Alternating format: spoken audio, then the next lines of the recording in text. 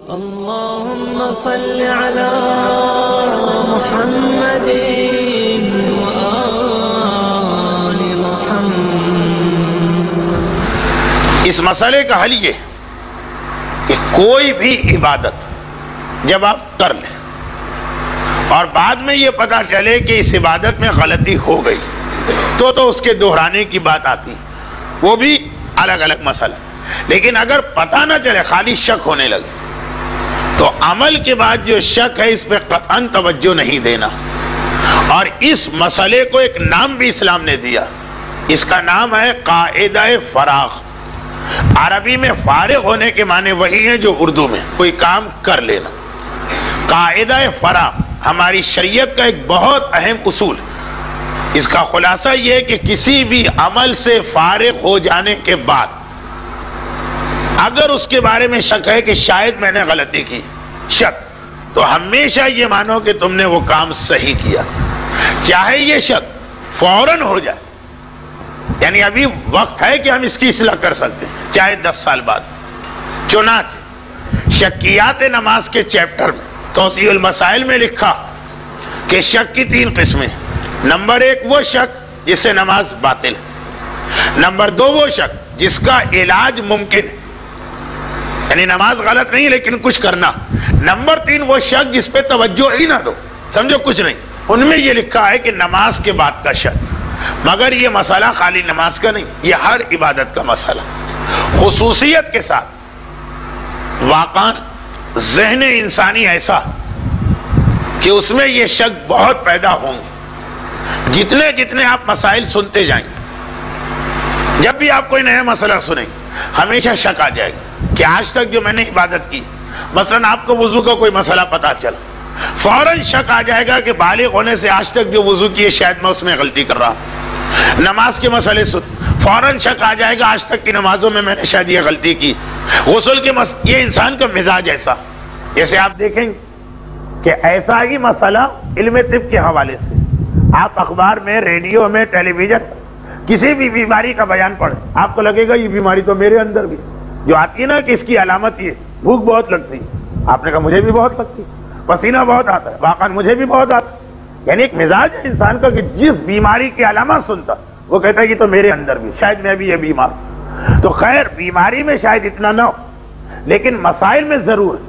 کہ اگر آپ نے مسائل سننا بند کر دی تو ٹھیک ہے، آپ کی جان چھوٹ جائے گی کہ سب صحیح کر رہا ہوں۔ لیکن جہاں آپ مسائل سنتے رہیں گے، ہمیشہ کوئی نہ کوئی نیا مسئلہ تو آئے گا، آپ کو فوراً یہ لگے گا کہ یہ غلطی تو میں نے ضرور کی ہوگی، اس لیے کہ مجھے آج تک یہ مسئلہ معلوم نہیں تھا، تو یقیناً میں یہ غلطی کر رہا ہوں گا۔ اسلام نے یہ دروازہ ہی بند کر دیا، ایسا خیالی دل میں نہ آنے پائے۔ چنانچہ قاعدہ فراغ بنایا کہ جب بھی عمل کے بعد شک ہو، عمل کو درست مان۔ ہاں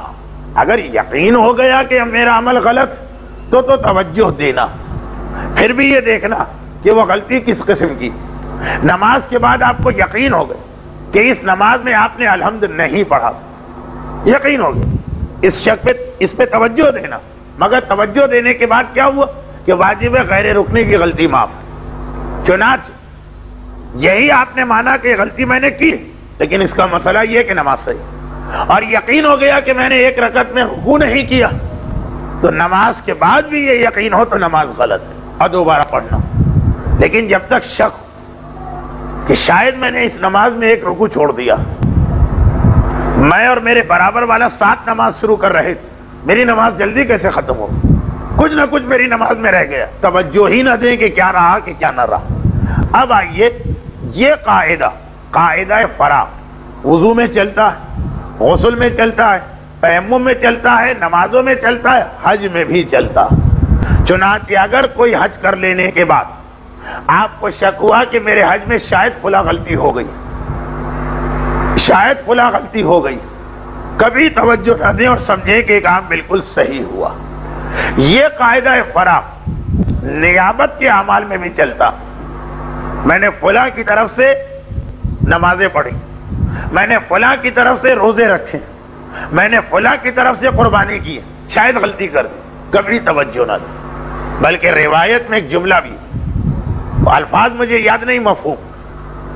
کہ وہ آدمی جو وسواس کی منزل پہ پہنچ جاتا اور ہر عمل اس کو غلط لگتا،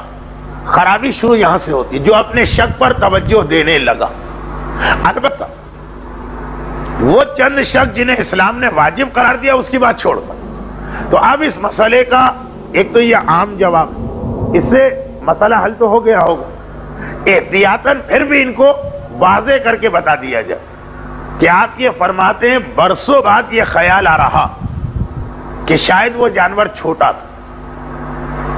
تو ابھی تو یہ بھی آپ کو پتہ نہیں کتنا چھوٹا تھا، تو اپنے اس خیال پہ قطعاً توجہ نہ دیں، زیادہ اپنے آپ کو پریشان نہ کریں، اور آپ کا عمل بالکل درست ہے۔ لیکن اگر آپ دوسرے کے حج کی وجہ سے احتیاطاً قربانی کرنا چاہتے ہیں تو حج کی قربانی مینا ہی میں کرانا ہوگی، حج کے دوران کرانا ہوگی، کراچی میں کام نہیں چلے گا۔ البتہ دیکھیے بہت سارے البتہ میری تقریر میں آتے ہیں فقط اس لیے کہ مسئلے کے دوسرے پہلو واضح ہیں۔ فی الحال دو ایسے علماء کے نام سامنے آئیں جو مجتہد تو ہیں، ابھی مرجعیت کی منزل پر نہیں، اگرچہ ان کی تقلید اچھی خاصی ہو بھی رہی، جنہوں نے یہ اجازت ہر ایک کو دی کہ حج کی قربانی آپ اپنے وطن میں بھی کر سکتے ہیں۔ ایک آیت اللہ ہے ناصر مکارم شیرازی، جو تفسیر نمونہ اور اس قسم کی دیگر کتابوں کے حوالے سے پاکستان میں خاصے مشہور ہے، اور ایک آیت اللہ محمد حسین فضل اللہ، جو لبنان کے حزب اللہ کے قائد ہونے کی بنا پہ خاصے مشہور ہے۔ ان دونوں کا یہ نظریہ کہ حج کی قربانی آپ چاہیں تو اپنے وطن میں کر سکتے ہیں، اور ان کی دلیل بھی ہے، دلیل یہ کہ ویسے حج کی قربانی نہیں ہو سکتی، لیکن چونکہ آج کل سعودی حکومت حج میں بھی ہمیں مینا میں قربانی کرنے کہاں دیتی ہے، قربان گاہ انہوں نے مینا کے باہر بنائی، تو ان کا یہ استدلال کہ جب مینا سے باہر ہی قربانی کرنا ٹھہرا تو چاہے مینا سے 1 میل باہر ہو، چاہے مینا سے 1500 اور 2000 اور 10,000 میل باہر، جب باہر چلے ہی گئے ایک مسئلے میں تو اس کے بعد کوئی فرق نہیں پڑتا، چاہے جتنا باہر ہو جائے۔ جیسے اب اس کی مثالیں، 2 مثالیں آپ کو میں نماز روزے میں دیتا ہوں۔ ایک انسان کی نماز قضا ہو گئی کسی وجہ سے، تو فی الحال مراجع کا فتویٰ کیا، نماز قضا ہو گئی، فرض کیجئے صبح آنکھ نہیں کھلی یا جان بوجھ کے قضا کر دی، تو اب کیا مسئلہ؟ کیا یہ مسئلہ کہ اگر قضا ہو گئی تو ٹھیک، وہ ایک گناہ ہے اپنی جگہ، یا نہیں 1 گھنٹے کے اندر اندر پڑھ لو، یا 1 دن کے اندر اندر پڑھ لو، یا 1 مہینے کے اندر اندر پڑھ لو، قضا نمازوں میں ایسا کوئی مسئلہ نہیں، کہا نماز قضا ہو گئی، اب زندگی میں کبھی بھی پڑھ سکتے ہو، شرط یہ کہ یہ نہ لگے کہ جیسے تم نماز کی اہمیت نہیں مانتے۔ تو اب کیا مسئلہ بنا؟ نماز میں یہ مسئلہ بنا جب ٹائم سے باہر چلی گئی نماز تو اب چاہے 1 گھنٹے کے بعد پڑھو چاہے 10 سال بعد پڑھو، بات برابر ہے، ثواب میں کمی اور بیشی ہوگی، فوراً قضا پڑھنے کا ثواب زیادہ، تاخیر کر کے قضا پڑھنے کا ثواب کم ہے، لیکن مسئلہ وہی ہے کہ جب ٹائم پورا ہو گیا 6 بجے یا 6:30 یا 6:45 تک فجر کی نماز پڑھ سکتے ہو، 6:45 ہاتھ سے نکل گئے تو اب چاہے 7 بجے قضا پڑھو یا 10 سال بعد 7 بجے پڑھو، نکل گیا ٹائم تو نکل گیا۔ وہ لوگ فرماتے ہیں جن علماء نے کہا کراچی میں بھی جانور ذبح کر سکتے، انہوں نے کہا یہی مسئلہ،